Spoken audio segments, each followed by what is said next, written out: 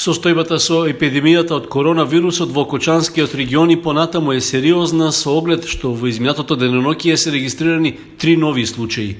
Се работи за лица кои се жители на општина Чешиново Облешево, што заедно со лицето кое беше евидентирано како позитивно пред 2 дена, како и 6 случаи од крајот на минатата недела, ја искачи бројката на вкупно 10 активни лица.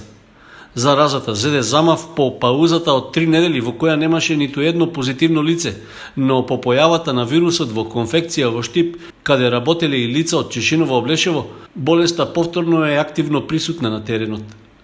Во општина Виница и понатаму нема ново заболени, а активно останува само едно лице кое беше евидентирано пред 10 дена. Ниту на државно ниво состојбата со COVID-19 не е нешто подобра, со оглед што во изминатите 24 часа од направените 974 тестирања евидентирани се 101 позитивно лице.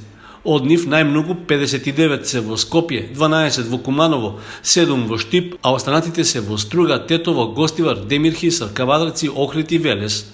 И билансот на починати продолжува да расте, така што во изминатите 24 часа како последица од вирусот починале 4 лица од Скопје, Куманово, Прилеп и Тетово.